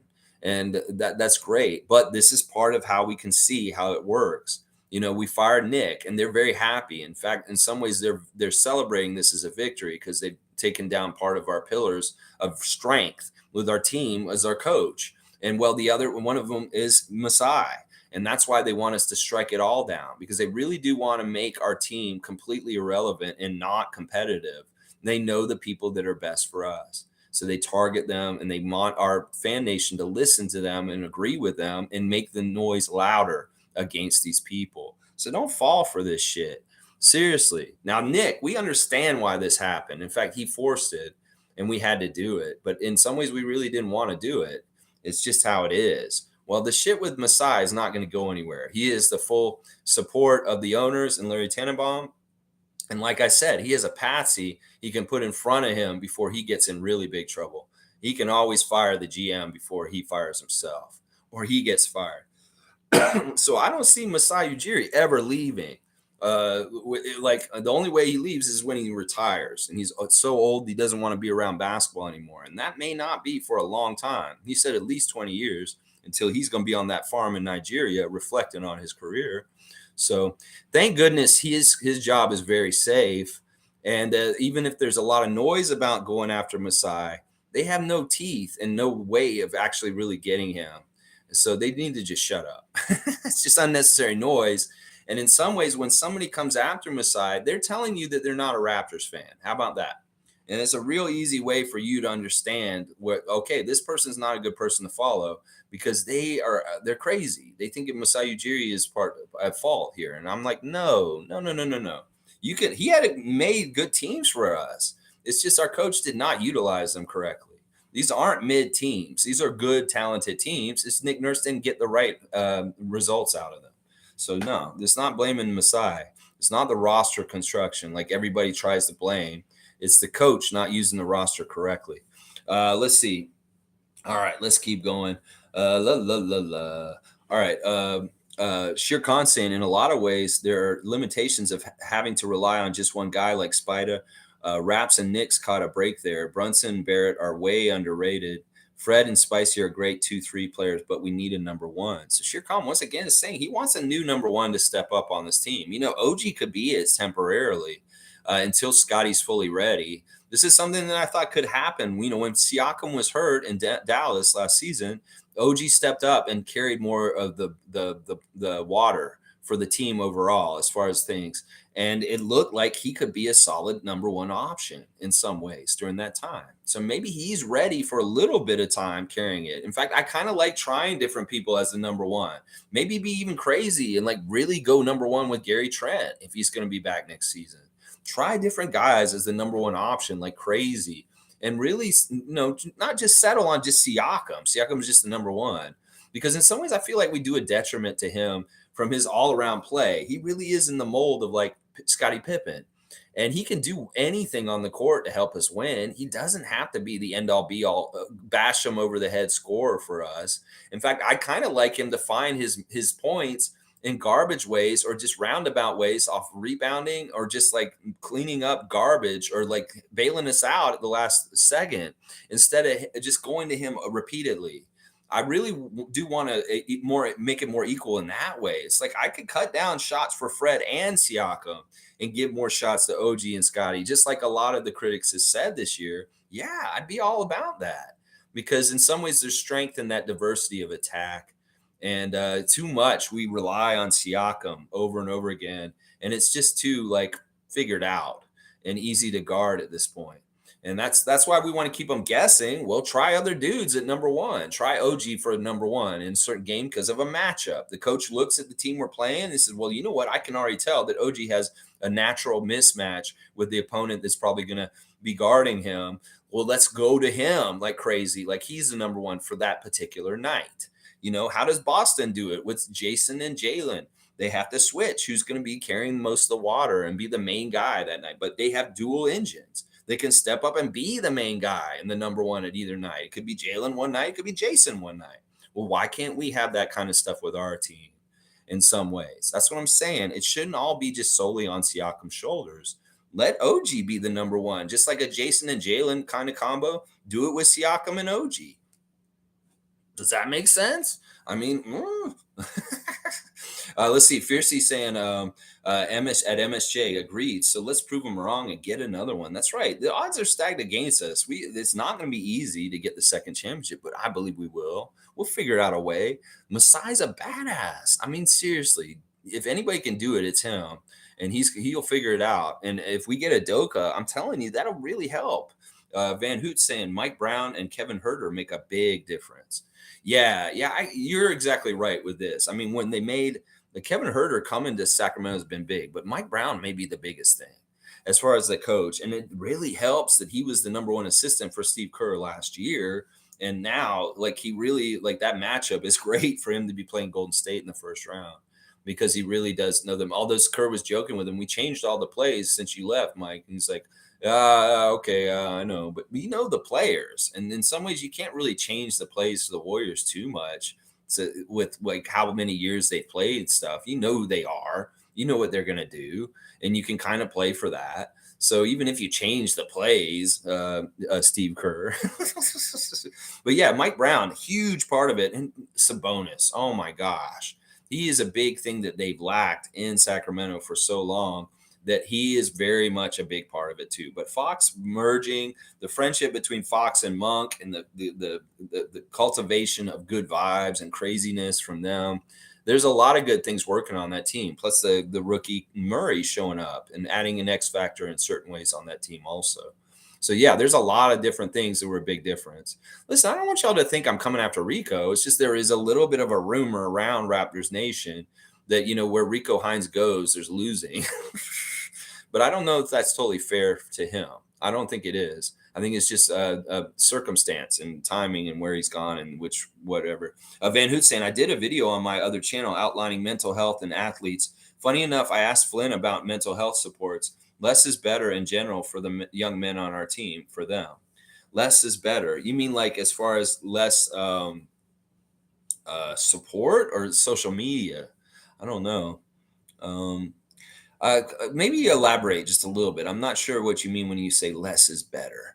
Less is better. You mean like coming coaching them or being hard on them or something or what? I'm not sure.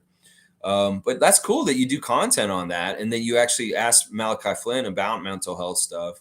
I know he's had some interesting interviews this past year. I saw a little bit of some stuff with Malachi here and there and stuff, but good stuff. Check out Van Hoot's channel. He's got good stuff on his channel all the time. You got to just check him out, Van Hoot. MSJ saying game winners normally fall to the guard at the end of the game. Paint tightens and outside shots win games coming from guards, maybe small forward in ways it's not even Pascal's job to hit them. Yeah.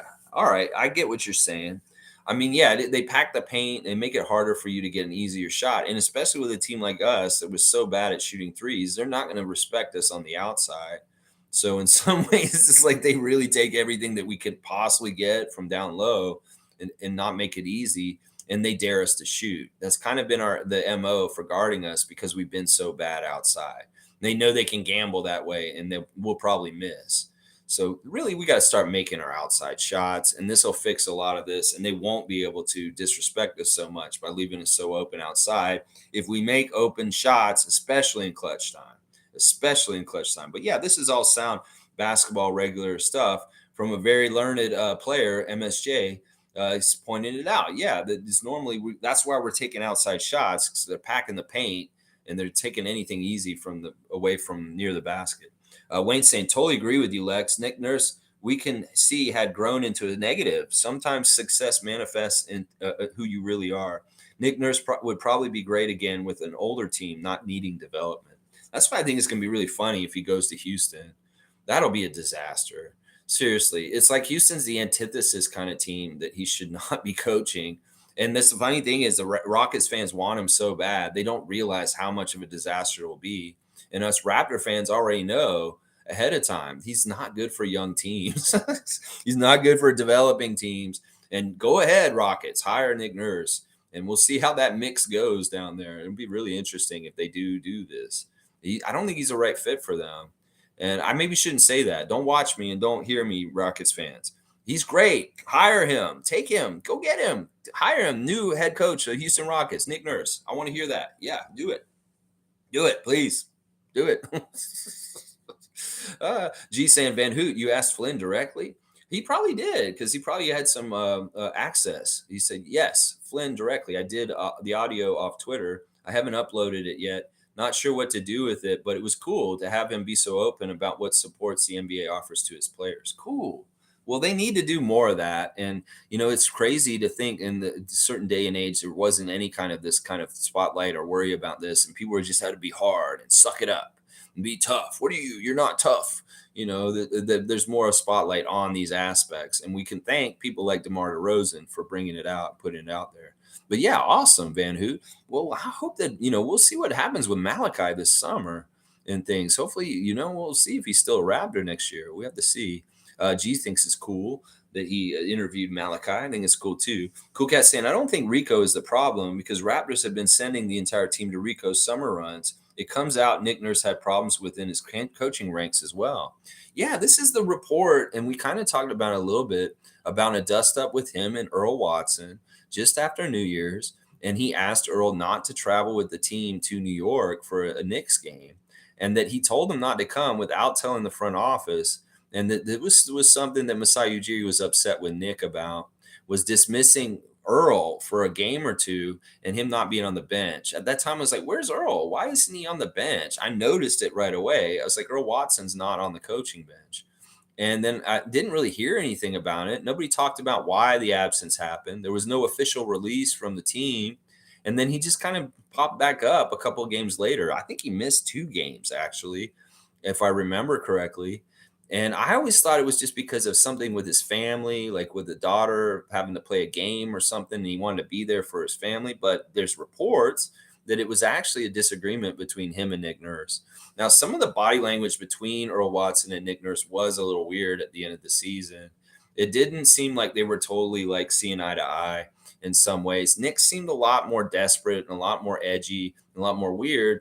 And Earl was kind of like sitting back, kind of like making looks like this, like like this at times. And I was like, what is going on? I kind of saw a little bit of that, but I didn't make a big deal out of it because things. But now in hindsight, with more information, looking back, it looks really weird, the interaction between Nick and Earl near the end of the season.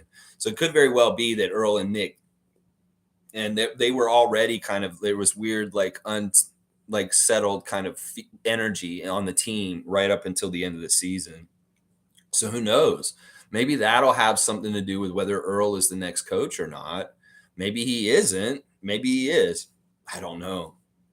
But yeah, this could be, and obviously Rico's best friends with Earl. So that's what I'm saying. There could have been internal strife between coaches as far as Rico Hines wants to go and ream the guys out and say, y'all need to start running more, get up and down the court more. Y'all are doing this and this. And Nick's saying, no, I'm a player's coach. I'm nice to them. You can't go do that. And Rico's like really biting at the chomp to really try and motivate, but he can't because that's not Nick's style. And in some ways, that could be part of what happened there. Who knows? Maybe Earl was saying to Nick, he's like, let Rico yell at them. And he's like, I'm not going to let Rico yell at them. He's like, come on, Nick. We're going to just be mid. We're going to be not very good for the rest of the season until you light a fire in their ass. And that could have been part of how the conflict went. I don't know. It's very interesting, though. Sheer Constant OG, please, we need you to take the next step and be the next coming of Kawhi. You have the abilities to run and hit the three. Just need to unlock the cheat code and give us 20 plus next season. He's capable of this, and he's more ripe than Scotty is as far as like his development in his years and how many years he's been a pro. The dude's ready to take that step to a degree, and that's what I'm saying. I want to diversify things. I feel like we put the burden too much on Siakam. And in some ways, it's not fair to him. And I feel like he'll be more comfortable. We'll get more all around production from him if he's not so oriented about scoring. I really want to see him play an all round game where he's like thinking about blocking shots. He's thinking about stealing balls. He's thinking about rebounding. He's thinking about passing. He's kind of thinking like Scotty does. In some ways, I want Pascal to play more like Scotty, is what I'm saying. He's got an all round game to him already, and he's so focused on just scoring. In some ways, I want him to be like this player all of a sudden where we're like, holy shit, Pascal's like an all-round great because he's doing everything out there. And I want him to get those triple doubles. He leaves them on the table too often. He's like a couple of assists or a couple of rebounds away from a triple double, and he doesn't go get it. Go get it, Siakam. Go get it. Be selfish in that way. I don't mind that, seriously. In some ways, we want a game within the game, and that's what Lowry would do, the game of getting the triple double in the game. You can do it, Siakam. I believe in you, and I want to see it. More assists, more rebounds, more steals, more blocks, more incredible defense, and yes, still the scoring, but maybe tune down just a little bit with a little bit turned up more on OG. That's what I'm saying. Cool Cat saying, so sad that Nick Nurse wrecked our development process. He has not developed anyone outside of Scotty, which hurts trade value. We developed not to keep everyone, but to be able to trade players too. Yeah. That's why I think he did some of this stuff on purpose, that he was purposefully sabotaging our team at times this season, as far as like not sending guys correctly to 905, not playing guys at all in minutes, and just causing guys to stagnate. Like Delano Banton should have gotten way better this season, and we didn't give him the opportunities to. And I blame Nick Nurse. I blame him straight up for sure. Van Hoot saying athlete mental health is important. Shout out to DeRozan. He did it first. New coach and some changes will help. Less time online is better for the young mind. Okay, that's what you meant from before. Less time online is better for the young mind. This is totally agreeable. Like in some ways, when Scotty says touch grass, he means it. Get outside, enjoy life, experience life. Go out and do fun things. Do things that enrich your life. Like do things like OG. Go for a walk. Read a book. Go on a vacation. Hang out with your family. Do other things. Enjoy other sports. Enjoy culture or movies. Don't get online and get sewered in like comment sections. Don't go and Twitter your name and see what they're saying about you currently. This is really important for the modern day athlete, is that they're under such scrutiny under the public eye. Any jackass can go and get their comment read by them at this point. The access is crazy. We'll cut that access off and don't even go there. There's no reason for you to go and look at that stuff, Malachi Flynn. So you just turn it off and go away from it. Yes, that's awesome, Van Hoot. And this makes sense. This terrain of social media and everything is ever evolving. And in some ways, you got to batten down the hatches, NBA players, and say, enough's enough. I'm not going to be connected in these kind of ways because it doesn't serve me. And honestly, it's a waste of time. In some ways, I'm starting to get like them. I try and look at comment sections. I'll see something Raptors related, and I'll just want to see what the common opinion is. And there's so much trolling, there's so much bullshit, there's so much negativity, it's so much waste of a time to read that I've stopped looking in comment sections. I don't even care anymore. These people that write all this stuff, they're stupid, and half of it is just sounds so stupid what they're saying that it's a waste of my time, just as much as it's a waste of time for Chris Boucher, Malachi Flynn, Scotty Barnes, for them to go and look in comment sections. So I'm with that. Thanks for elaborating, Van Hoot. And awesome. I love that you have this as a subject on your channel that you're promoting a lot. It's something that we should put on more blast and destigmatize issues with mental health and being honest and upfront about it and looking for help if you need it. That so many people don't get help because it's stigmatized in some ways. Well, the less it's stigmatized, the better. And thank you, DeMar DeRozan, Kevin Love, and other players in the league that have spoken out about this and made it a little bit easier for others to talk about it because you have the strength to yourself. And that's awesome. That is so awesome. Wayne saying, newsflash, dust up between Earl and Nick. I saw that on the bench with no communication between them. I'm doubling down on Earl. He actually spoke up. I love that. I didn't know that. Yeah, this is something that's kind of come out of the cracks in the last couple of days that I've heard a little bit about. It's not totally substantiated, but it makes sense. And around that time, there was some weirdness around the team at that time. And Earl's absence was noted by me. And I was wondering why it was. They're saying they didn't name the coach. They just said the assistant coach was asked not to come on the trip. And the management was not happy about that Nick did it without consulting Bobby and Masai. And that was part of the problems. Maybe one of the 6 mistakes, George Karl's 6 mistakes that Nick fell into was one of them. And this makes a lot more sense. We're going to find out more and more about what happened this season as we get away from it. More and more details will come out, I'm sure. Van Hoot saying Nurse has always had conflicts. I spoke with a source who covered him in G League. Look at the coaching tree. Nate B, his right hand, had a bloody mutiny within 6 months on the Pacers last year. Well, yeah, it's interesting. You know, Masai's choice of words in the press conference last Friday is that you need good friction on the team to get the team motivated and going. And maybe we had bad friction. You know, that's interesting. You said he's always had conflicts. You know, wherever he's gone, maybe it's been in England, maybe he's been in the G League, the D League, the CBA, you know, when he was with the Vipers or the whatever, when he won the championship in the G League. You know, I can get this. Like in some ways, Nick has to have somebody anti around him or something, or a little bit of like that to keep him motivated and on edge and at the top of his game. That could be very well true. Well, it might have shot him in the foot too.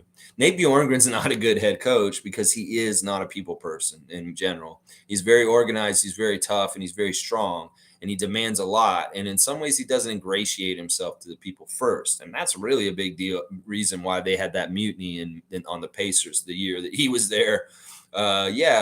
It's interesting. This is very interesting. And I love that you have an inside track, Van Hoot. Please frequent the channel more and give us that insider stuff like you're doing right now. It's very, very a great contribution to this channel. We appreciate you.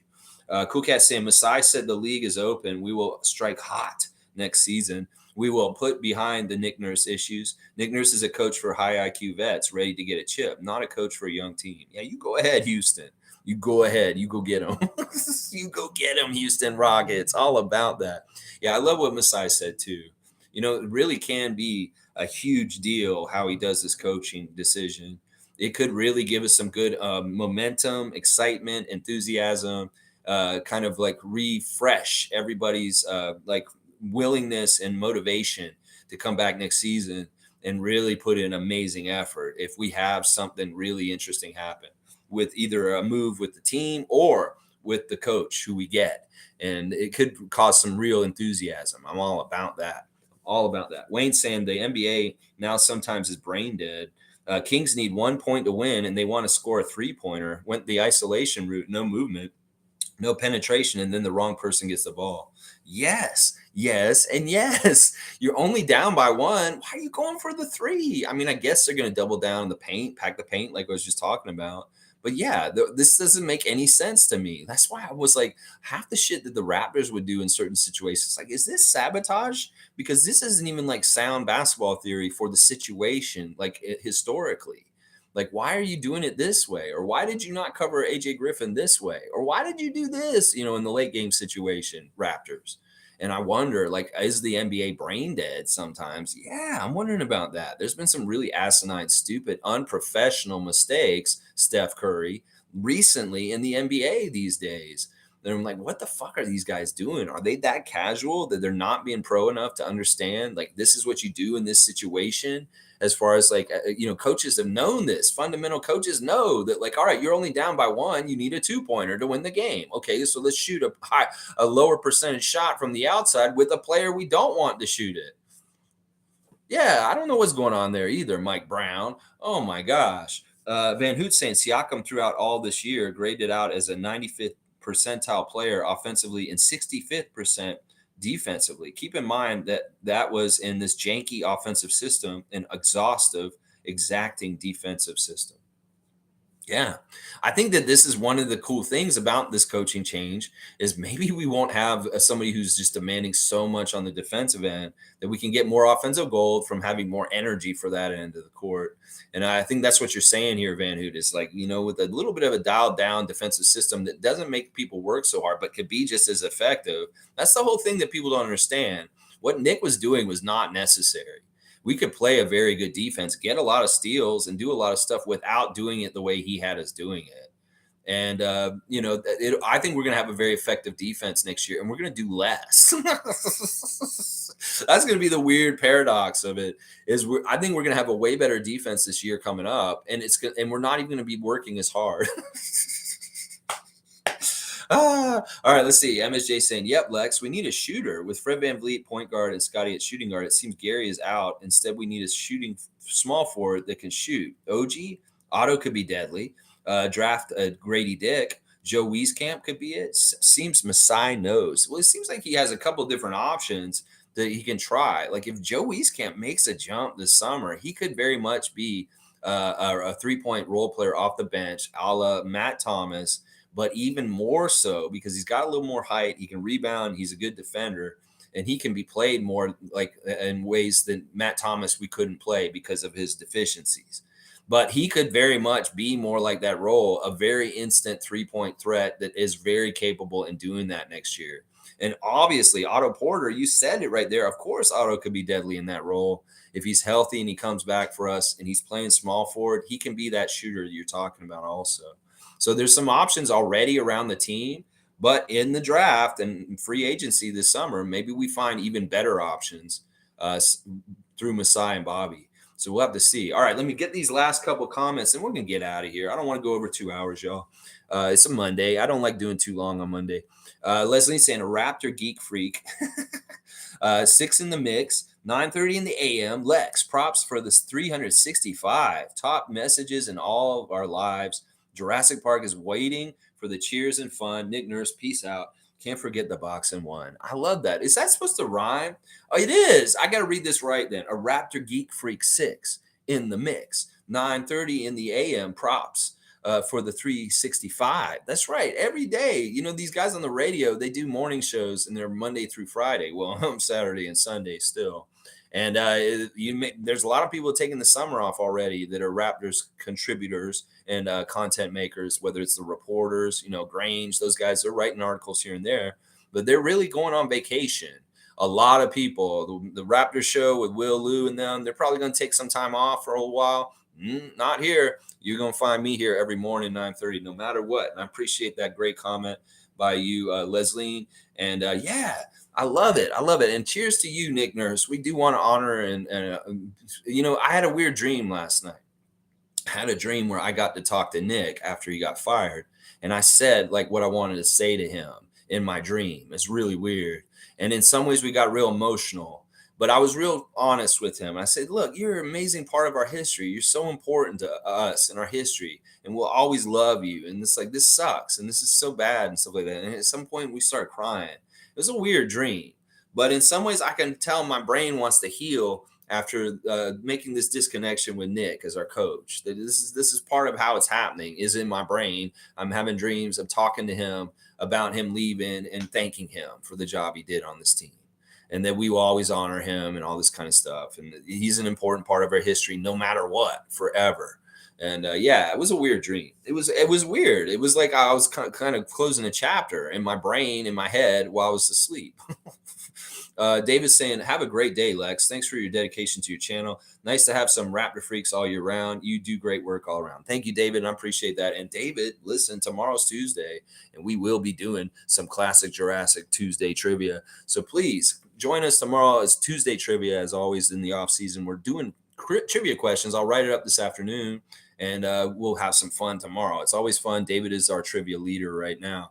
So yeah, he says he'll be here, brother. All right, man. I'm glad to hear that you'll be here tomorrow for sure. Cool Cat's saying that story about Pascal being clutch. He was clutch in our chip game, winning shot over Draymond. After Kawhi left, he was clutch in many games before the bubble as the number one option. That's true. He won that game in Phoenix straight up with that layup, and he was very clutch in our playoff run. That is very true. But that was playing off of the distraction of Kawhi Leonard, and that's easier for him. It's like they got to go and guard Kawhi. It's easier for him to be clutch. And that's why I worry about him being clutch when he's number one. I know you say he did it before and he's done it after, and he has. But he's had mixed results. It's how efficient he is in clutch that I'm looking at. But I think he can improve this. In fact, I don't want to get rid of him. I know I was really tough on him recently, and I know that bugs you, Cool Cat.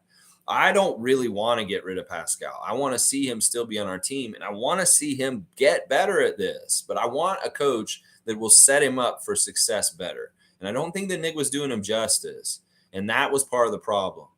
So I still think that there's hope for Siakam in this area of him being way more consistently clutch. In fact, if he really orients his summer around this mentality and trying to develop this in some sort of way, somehow, then boom, I'll be all about that. I was hoping he would work on it more last year. In some ways, we didn't see it, and maybe he did work on it. It's just we didn't see the results yet, partly because of Nick and his bullshit. So we'll see. They're ripping up my road out in front of here. They woke me up at 7 a.m. with a jackhammer, tearing up my sidewalk right directly outside my house. So if you hear that noise right there, that's just a bunch of Toronto people tearing up my road out front. Let's see. MSJ saying, don't be shocked if we draft yet another small forward, everyone. One now for shooting. If we draft, say, Grady Dick, he can slide out as Scotty's penetrating to the elbow and take the pass for the shot. Listen, I just want a shooter. I don't care. I don't want to draft an athlete. I want to draft a shooter this year. We just need somebody who can shoot better. That's the biggest need we have on this team right now, is we need more capable, reliable, for sure going to make the basket kind of shooters.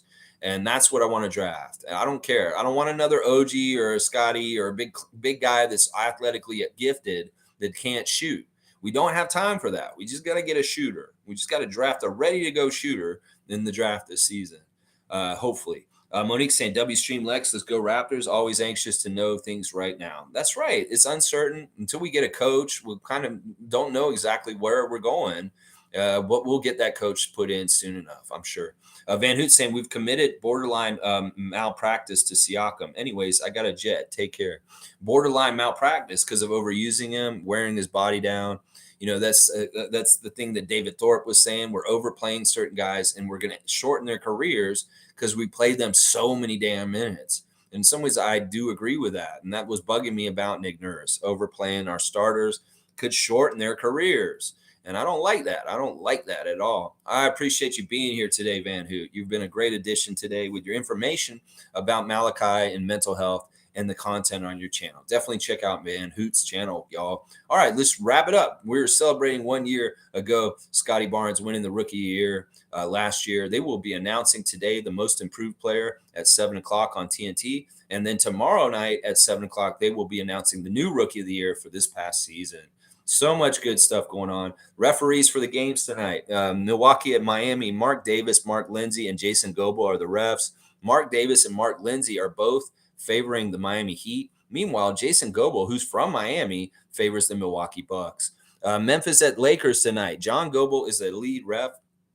Sean Wright and Mitchell Irvin are the other two. John Goble and Sean Wright favor the Lakers. Mitchell Irvin statistically favors the Grizzlies. So that's your ref report for tonight. All right, y'all. Have a great Monday. Let's start this week off right. Let's see what happens in Raptors world. Hopefully, good things are starting to develop and come towards us as far as a new coach, the young players on our team developing and getting better this summer. Maybe we'll see some signs of what they're doing out there on social media. Maybe not. Maybe they're batting down the hatches, become private, more private than ever. And this channel will have a hard time making content. Either way, we're going to do it. And tomorrow we will have trivia. So please join us tomorrow at 9:30 a.m. Tuesday, Raptor Freak Trivia. Always good. Cool Cat saying, I blame Clutch in all this drama. We were fine before they got their fangs in our organization. I think that's fair. I think that Nick Nurse can very, very, very much be blamed on Clutch. And that's for sure. Now I worry a little bit about Freddie.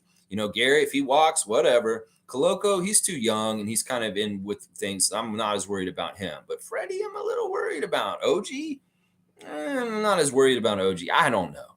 But yeah, I do blame Clutch for a lot of things that happened this season. In fact, it may be that Clutch is a huge part of why our season was so bad this year and their influence on Nick Nurse.